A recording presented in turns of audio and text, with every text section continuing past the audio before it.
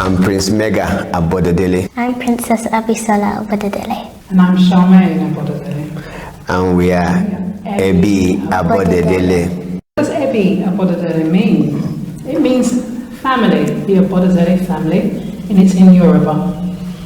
And the reason why we have chosen to use the word Ebi is because usually our people are not comfortable in communicating in their local tongues, their local languages. They often feel that if something is not said in English, it's difficult to pronounce and all these funny and unnecessary things.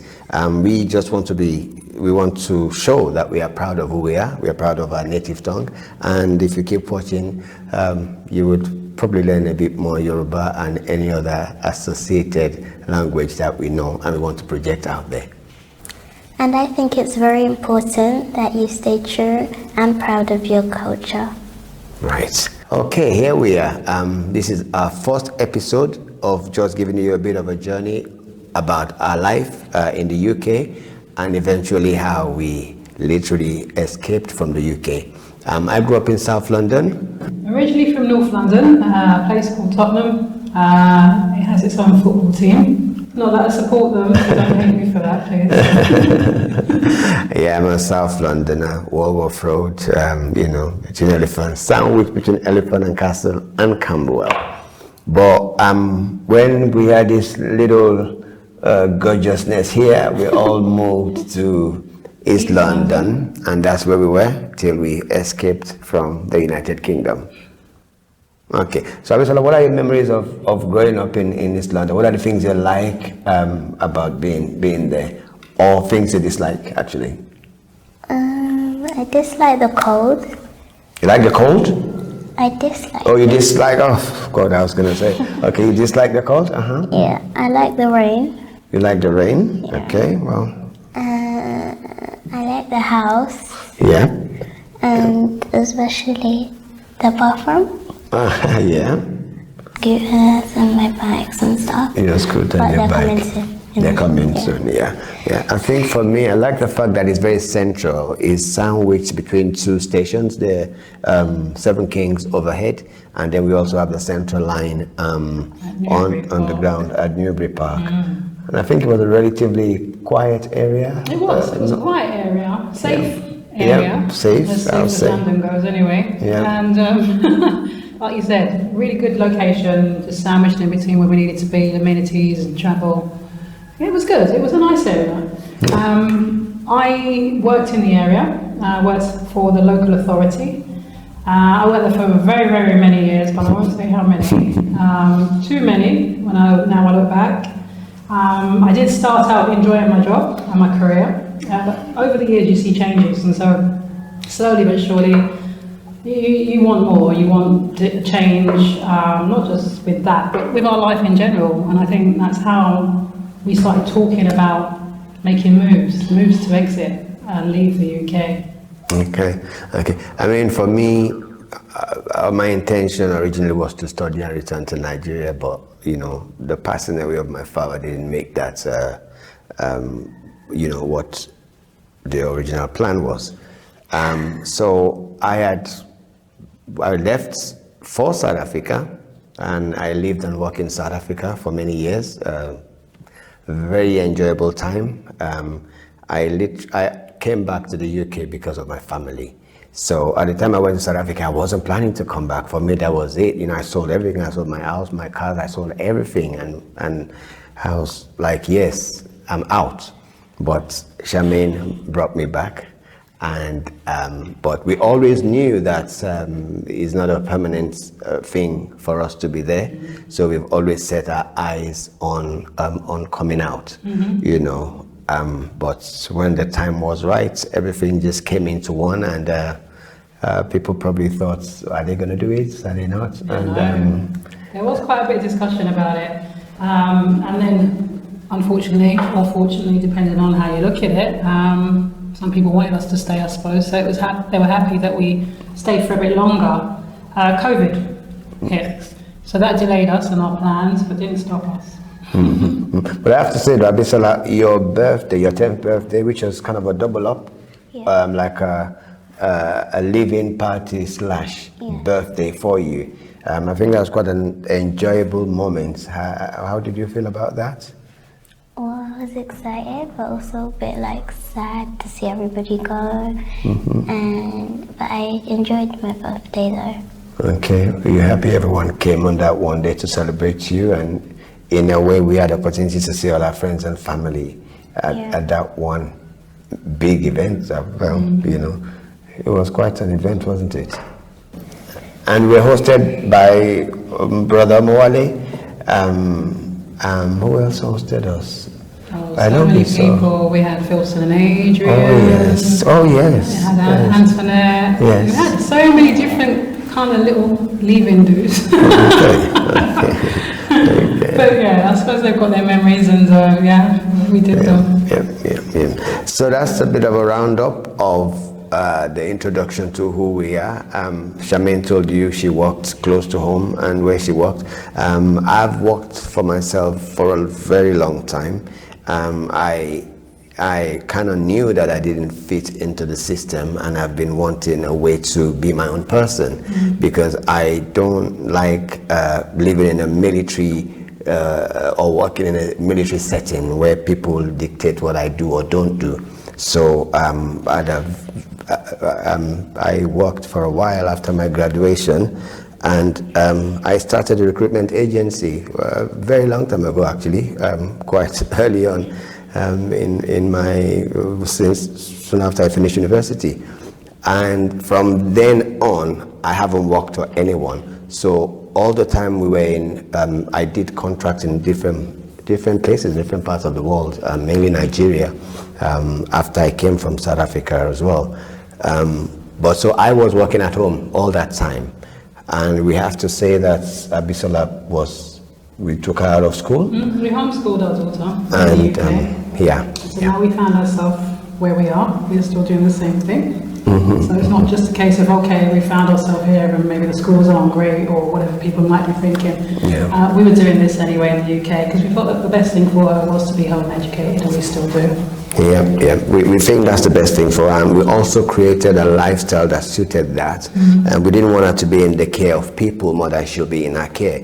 We felt like as a child, the responsibility is mainly ours. So we wanted her to grow up with morals from us rather than morals from others.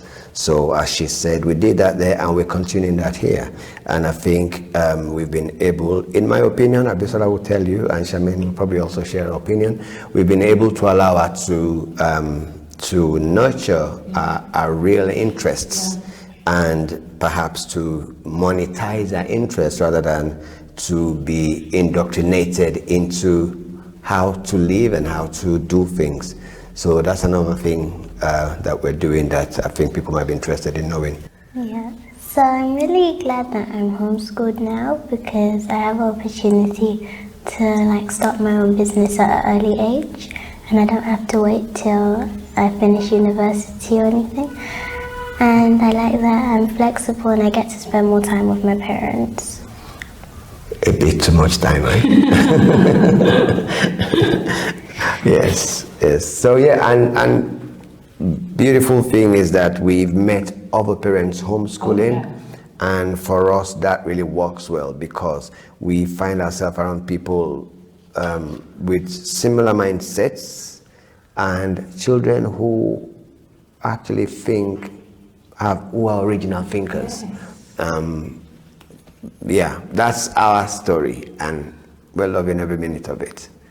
So So you just want to point out that when we were in the UK, we had a relatively good life. I mean, we were comfortable. We did what we wanted to do. I did work for a local authority, but I had flexibility and freedom, perhaps not as much as my husband, who was self-employed. But a good life nonetheless.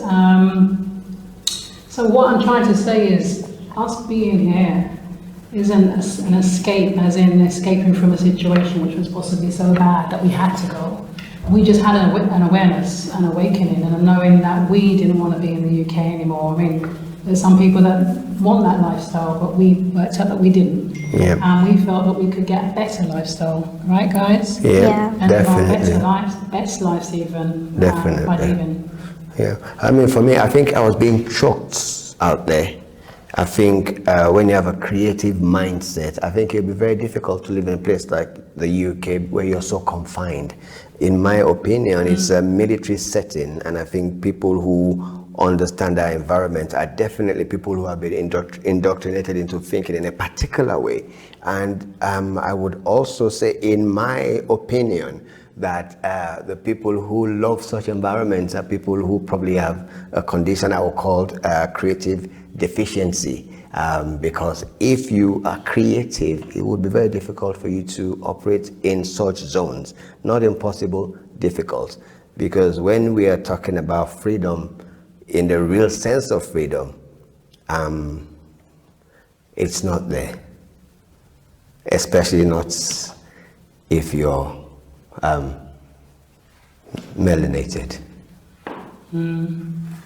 And it's funny my husband says that, because as I say, I worked for a very long time for one particular local authority, and I felt that it was okay. I thought my routine was fine. I didn't see much in it. I think that's probably why we took so long to leave. But gradually I became more aware and more awoke. And I think when we did decide to leave, I was definitely more ready. Had I left earlier, I wouldn't have been as ready.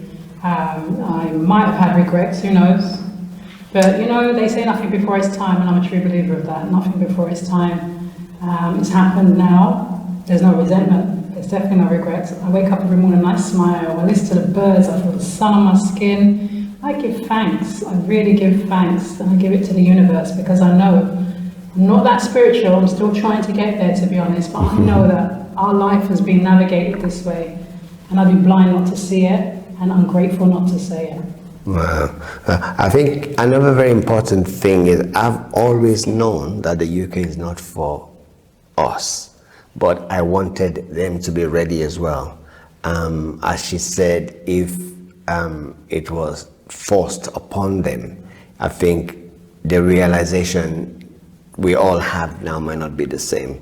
So I had to be the patient one, and to let time be the master, because I knew that most definitely it would be evident, because you know we were living in a situation where one could identify the wrongs, and because we've also had experience of being in other places. When I was in South Africa, Charmaine would come sometimes 6 months on paid leave and come spend 6 months in South Africa, and evidently the life we were living there, I think is only one most people like us would desire in the UK. So we knew. To be honest, I think that was my first kind of realization that UK wasn't it, that wasn't everything. I was in South Africa, I was, like you said, living the life really, and it was quite easy to access for what my husband was doing, you know, the people he was around. It was just a natural progression. And after that, coming back to the UK, although I got on with things for quite a while after, you know, I thought about the life we had there before, and I knew that there is somewhere more to else, life. yeah, could There's give more that to to life. us. Yeah. Yes. Anyway, this is our first episode. Keep watching to know more about our journey and how we left the UK, where we left to, and how we're getting on there. Thanks for watching, and we hope to see you in the next episode. Once again, we are Ebi Abodedele.